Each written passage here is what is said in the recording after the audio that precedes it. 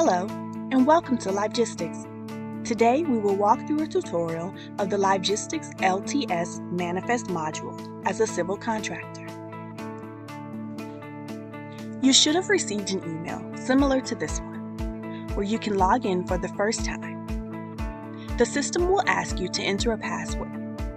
The password that you select should have at least 8 characters, including lowercase and uppercase letters, along with a number. Once you've created your unique password, you will be taken back to the login screen where you can enter your email address and the password that you just created. You can read and agree to the user license agreement for Logistics and select Accept. From here, you can see all of the projects that you have access to. For today's purposes, I'm going to select the first one. In this profile, I can see that nothing has run yet today, but I can select a date range, or I can hit the X to show all the manifests in this project. Here you can see the check marks. When you hover, they show the username and timestamp of when the generator signed the manifest, when the driver took the manifest, and finally, when the scale attendant signed it as it went across the scale.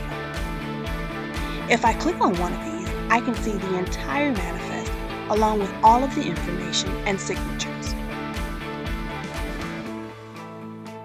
I also have more filters at my disposal. I can see all of the unused manifests, and you can see only a generator has signed. A driver hasn't taken one yet. I can also look at the signed and completed manifests, all voided, or any manifests that were rejected by the scale. I can create additional manifests by typing in the number that I wish to create and hit the Create button.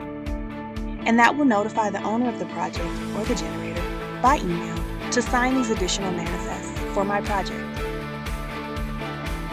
As a contractor, when a truck pulls up in front of me at the gate, ready to leave, if they do not have a Logistics app in the truck, I can manually assign a manifest to them. First, I will select the trucking company, and I can optionally enter the carrier name if I have a broker on site. That way, when the manifest crosses the scale attendant will see the name of the truck that's crossing the scale. I will type in the truck number along with the capacity. In this case, it's a 50-ton train. If this has been profiled to multiple landfills, I can select the landfill or scale that it's going to. Next, I will click Get New Manifest. Before continuing, the system will allow me to enter any special field inputs that I want associated with this manifest. In this case, it would be a well number. I could use the drop-down and click on one of the well numbers. Once I'm done, I click Save Custom Inputs and I'm taken to the next available manifest. Since I'm manually assigning this to a truck who may not have the Logistics system, I'm going to enter the driver's name and pass my smart device to the driver to sign. Once this process is complete, I can come back to the manifest registry.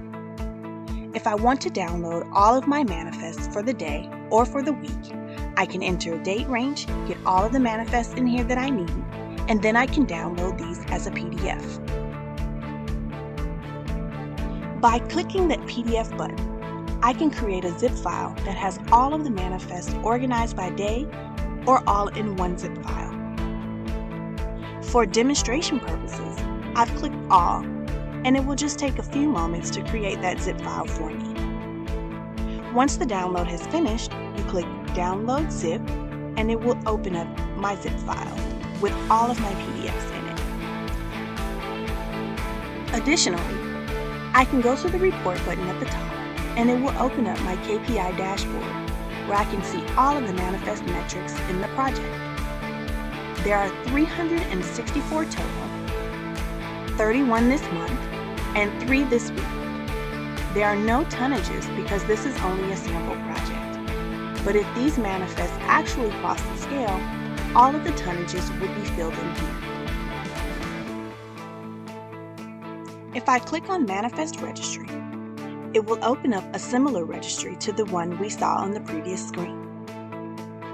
I can click on the three dots, click on Export, and I'm able to export my entire list as a CSV, Excel, or Google Sheet file.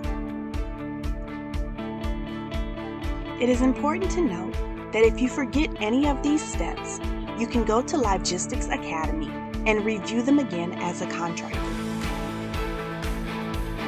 This concludes our training tutorial of the Logistics LTS Manifest module as a civil contractor. If you have any additional questions, please feel free to click on the chat widget and speak to Logistics Tech Support immediately. Thank you and have a good day.